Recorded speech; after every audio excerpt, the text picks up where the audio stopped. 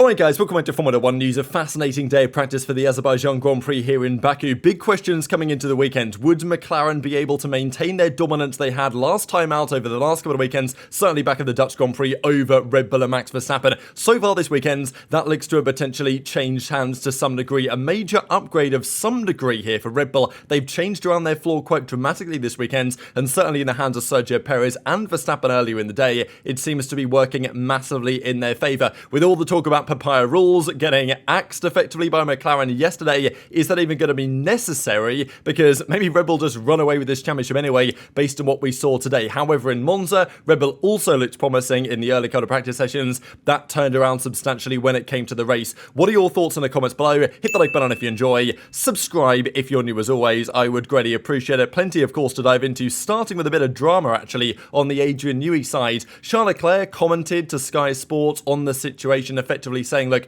obviously, I'm not disappointed in Adrian's choice. We talked about it. We talked with him. We tried. He made his choice. We respect it. And, to me, Ferrari remains the number one team. He considered Aston Martin the better choice. It is what it is. Ferrari, I'm sure, will still be fine from their competitive perspective as well. The other question, though, really was about Adrian Newey himself, because he's obviously been announced going to Aston Martin, despite the fact that on some regard, he still kind of works for Red Bull. And this is the interesting piece, really, because he has been, well, he decided at the Japanese Grand Prix that he was no longer going to work with Red Bull anymore, and that was when he decided. But of course, he's still working on their RB17 road car project, and he's obviously under kind of gardening leave until March the 1st, 2025, where he can then go and work for Aston Martin the very next day. So he's still been in a couple of races, and he's still going to work on the RB17. So Christian Horner made quite an interesting comment, actually, when he said it was clearly a big moment for that team, talking about Aston. They chose to celebrate it, perhaps potentially slightly prematurely, before he's finished his contract with Red Bull Racing. So I don't know what you guys think about this. I don't really think that Aston Martin should have any issues celebrating the fact that they've got Adrian Newey on board. It is clearly something to big up their team. But Newey's like, or Christian Horner's like, well, technically he's still working for us for a while on the RB17 stuff, so I kind of get it. But it does come across maybe slightly salty for the team principal. I don't know. Intrigued your thoughts in the comments section below. There was another one from Oscar Piastri, and you can tell by his face here he's not especially happy about this, because we know that the conversations were had behind the scenes over the last couple of weeks on the papaya rules and whether Piastri would have to yield for Norris if the potential situation called for it. And he says, we were free to race. Given the outcome of the last race, I suppose, some things have changed. So, yeah, seems like that he was given the green light to race and obviously to overtake Lando as he did into the Roger chicane. Probably an overtake that Lando shouldn't have allowed to happen. He probably braked too early, let's be real. But, that was, of course, not discussed before the race. Piastri went for a move which was allowed, but in hindsight has meant that he's now been relegated effectively to second driver. But as we're going to see in the coming minutes, maybe that's not going to matter, because maybe McLaren simply aren't going to be in the driver's fight, given what we have seen Red Bull potentially take a big step forward today. Then again, it is Baku. Historically at Baku, Red Bull are rather good, and McLaren are not good, historically. It's interesting to think about. McLaren has never, since Baku's come onto the calendar, scored a win, a pole, a podium, a fastest lap, or even led a lap. They've done none of those things, and of all the teams, including Force India and Williams and AlphaTauri and Aston Martin, to have scored podiums at this circuit, it's not happened for McLaren at all in every time we've raced it so far. So it definitely makes, and obviously for a large part of that time, McLaren were terrible, obviously. But this weekend, you might expect them to finally get on the board here. But it is a good track for Red Bull historically, and it is potentially a more challenging track for McLaren based on what we are seeing so far, especially because they've brought no upgrades this weekend.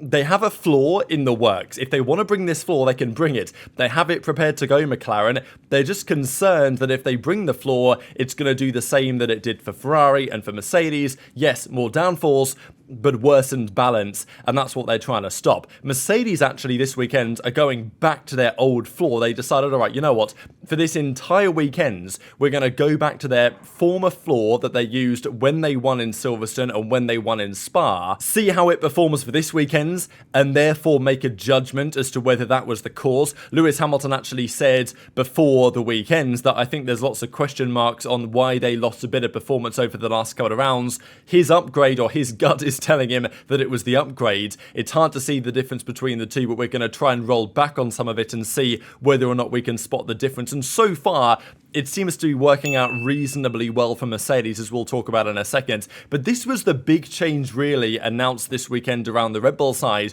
on the changes that they have made to their floor the last few rounds. In the desperate search to find performance, they have been messing around with their floor all over the place, right? They've put this part of the floor on, that part of the floor on, and just trying to make some sort of Frankenstein floor that's going to make their car faster. Apparently, they've now created a radical floor, which is a mix of the previous 3 floors they've brought to the car. And so it's kind of like a new upgrade, but in a sense it's using the last few upgrades to try and find a better balance of airflow to help with the massive balance problems they have suffered over the last few rounds. And certainly today, and certainly at Baku, it did seem to be working rather well. There are a couple of caveats to Red Bull's performance today that we'll talk about in the coming minutes, but definitely still interesting to note. The team sees it as the best solution to prevent the efforts of the team upgrades being wasted. And, those parts had a positive response. They just had to kind of put them together to find a better solution. And it seems like as of today, they might have done that to some degree. But let's talk about practice. Firstly, free practice 1. Stroll was not having the best time.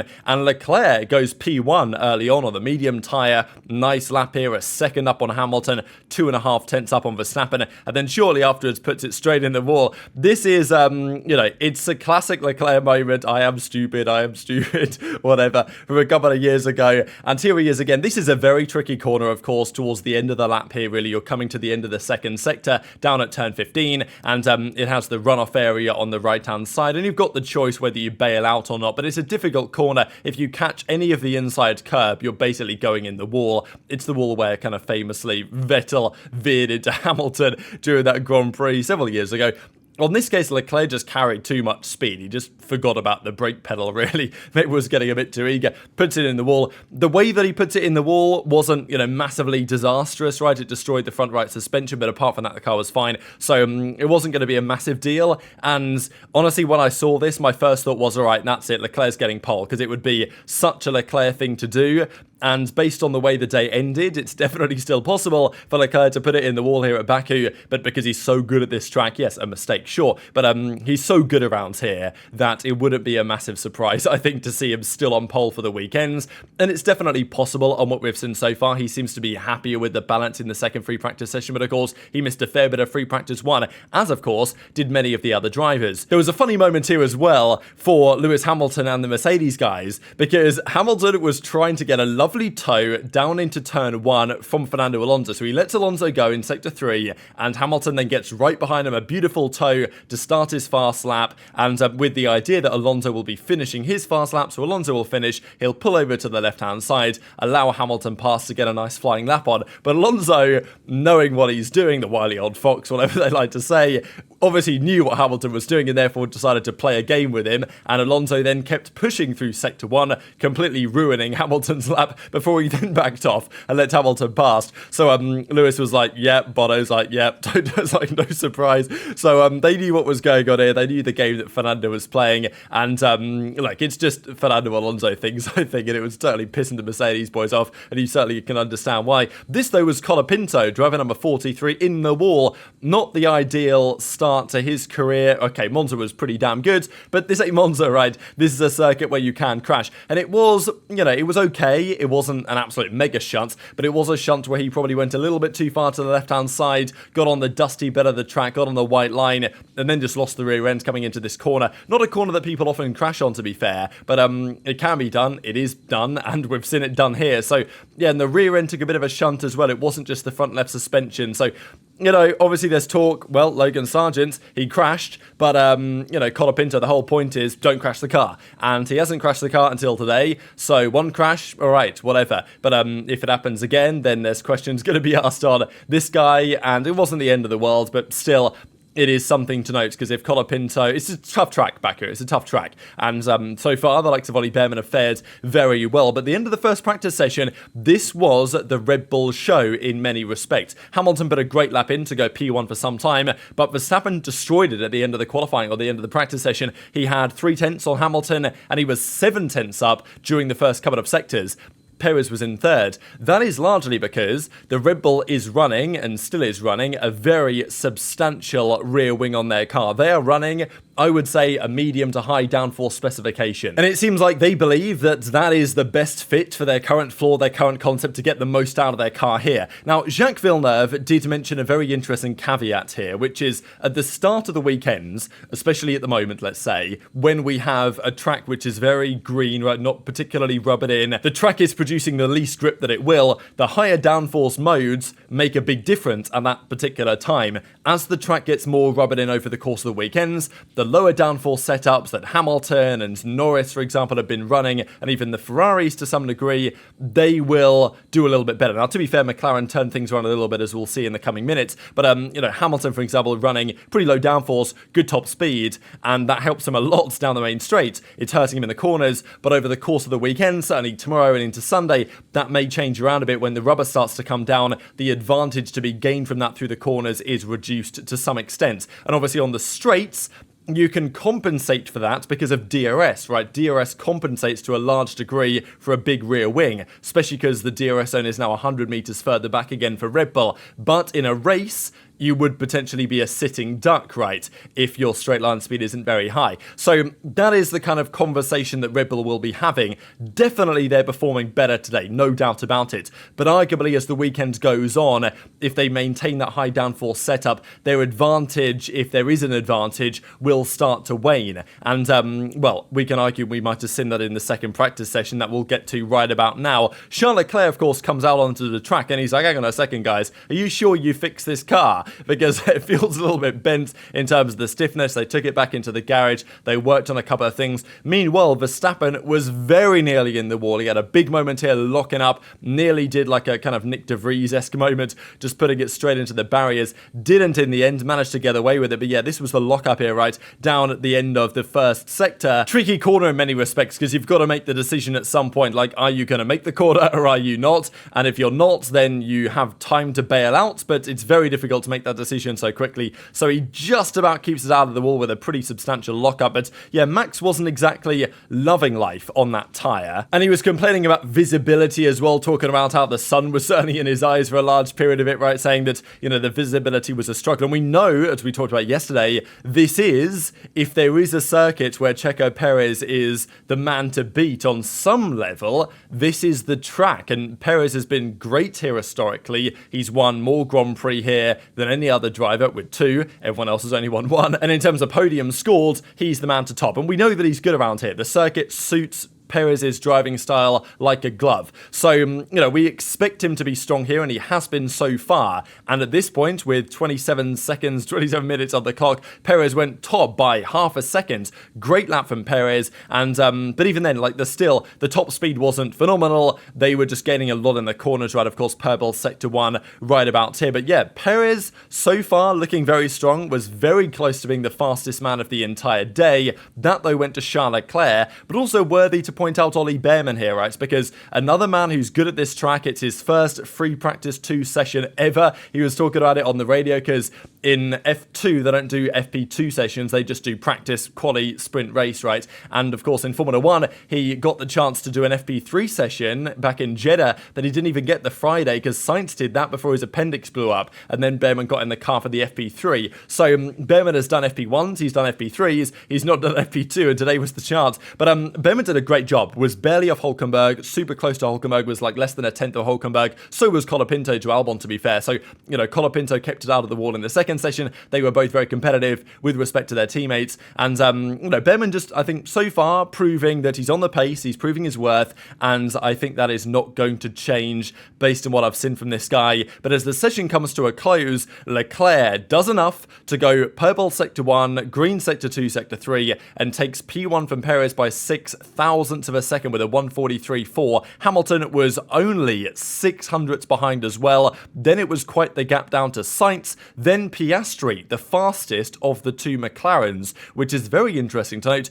Verstappen was a good few tenths further back as well. And then we get the Hasses, right? So, yeah, very interesting qualifying session to come based on these results today. It wasn't all smooth sailing, though, for the Mercedes either by any means, because George Russell, I think they might have changed his power unit in there as well. They had an issue with the car car that ends his session slightly earlier. So yeah, definitely not a clean day for Mercedes, but certainly a day that Hamilton won't be too dissatisfied with, because they did seem to have some good pace on that older upgrade set they brought back to their car. The big question though really is, because clearly Red Bull have taken a step forward today on some level, where are McLaren, right? Because, you know, Leclerc's P1, Perez is P2, Hamilton's P3, Sainz is P4. It's like, you know, Piastri's down in P5, and Norris didn't even really get a good lap in on the second practice session, and they didn't really seem to be anywhere near the front runners. And even Norris was talking with Eric Van Haren in the media and saying, yeah, we've got a lot less, you know, a lot of work to do on these types of circuits with lower grip. We're not as well organised as elsewhere, and at the moment we're behind Mercedes, Red Bull and Ferrari. So very interesting to think about if this is true, that McLaren are kind of like floundering, certainly in qualifying pace right now. The long run data is very interesting. I thought we'll just have a quick look at it, right? This is FP2 long run data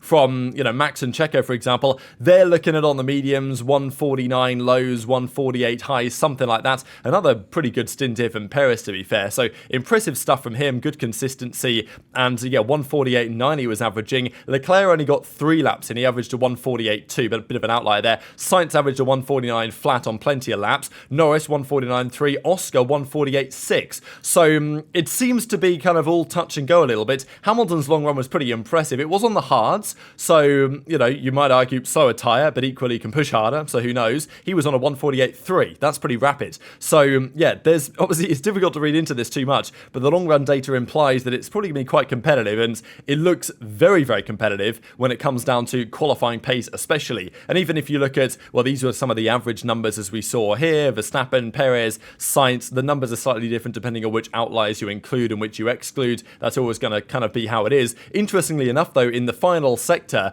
Norris and Verstappen were the slowest 2 drivers of anyone, right? So we definitely saw some teams, such as even Mercedes with Hamilton, had the, apart from Stroll, the second quickest sector 3 time of anybody, and Hamilton's fastest was a 24.8, Verstappen's fastest was a 25.4. So that's like 5/10 basically just in straight line speed that Red Bull are losing to Mercedes, but they're gaining it everywhere else. So and that obviously protects the tyres more as well in a Grand Prix. But Jacques Villeneuve's point was, when the track rubbers in, that advantage is reduced in terms of the cornering speeds, but the straight line speed disadvantage of course would remain. So Max was pretty happy with the conclusion of the day, saying, yeah, good day, learned some things, and now we've got to look back at what we tried. So far seems we're more competitive this weekend, and if McLaren are where they are, then there's no guarantee at the moment at all that Norris puts any points on Max this weekend, and if that's true, then there's not that many rounds to go. He needs to gain 8 points a weekend on Max. As it stands, doesn't look especially like it's going to be happening this weekend. But of course, very much intrigued to your thoughts